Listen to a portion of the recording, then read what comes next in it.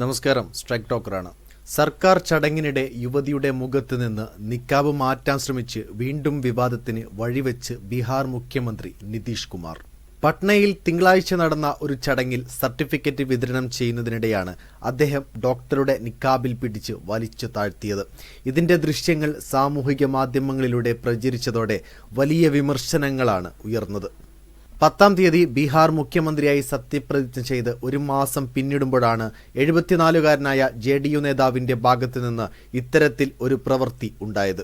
സർക്കാർ സംഘടിപ്പിച്ച ചടങ്ങിൽ ആയുർവേദ, യോഗ, പ്രകൃതി ചികിത്സ, യുനാനി, സിദ്ധ, ഹോമിയോപ്പതി ഡോക്ടറായ യുവതിക്ക് സർട്ടിഫിക്കറ്റ് നൽകുകയായിരുന്നു മുഖ്യമന്ത്രി.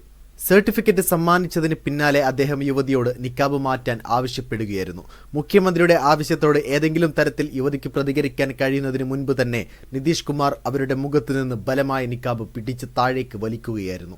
ഇതോടെ യുവതിയുടെ മുഖം ഭാഗികമായി വീഡിയോയിൽ കാണാൻ സാധിക്കുന്നുണ്ട്. പശ്ചാത്തലത്തിൽ ചിലർ ചിരിക്കുന്നുവെങ്കിലും ഉപമുഖ്യമന്ത്രി സാമ്രാട് ചൗധരി നിതീഷ് കുമാറിനെ തടയാൻ ശ്രമിക്കുന്നതും വീഡിയോയിൽ വ്യക്തമാണ്. വീഡിയോ വൈറലായതോടെ പ്രതിപക്ഷവും രൂക്ഷ പ്രതികരണവുമായി രംഗത്തെത്തി. അദ്ദേഹത്തിൻ്റെത് അത്യന്തം ഹീനവും ലജ്ജാവഹവുമായ പ്രവൃത്തിയാണെന്ന് കോൺഗ്രസ് അഭിപ്രായപ്പെട്ടു.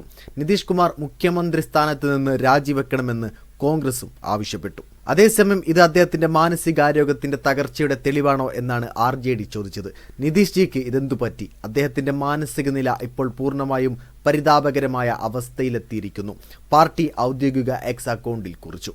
JDU-BJP സഖ്യത്തിന്റെ സ്ത്രീകളോടുള്ള മനോഭാവമാണ് യുവതിയുടെ നിക്കാബ് വലിച്ചു മാറ്റിയതിലൂടെ നിതീഷ് കുമാർ വ്യക്തമാക്കിയതെന്ന് RJD വക്താവ് ഇജാസ് അഹമ്മദ് പറഞ്ഞു. നിക്കാബ് ധരിച്ചിരിക്കുന്ന ഒരു മുസ്ലിം സ്ത്രീയുടെ മുഖത്ത് നിന്ന് അത് മാറ്റുന്നതിലൂടെ ഒരു സ്ത്രീ ശാക്തീകരണത്തിന്റെ പേരിൽ JDU-വും BJP-യും ഏർപ്പെട്ടിരിക്കുന്ന രാഷ്ട്രീയത്തിന്റെ യഥാർത്ഥ സ്വഭാവം മുഖ്യമന്ത്രി വ്യക്തമാക്കിയിരിക്കുന്നു.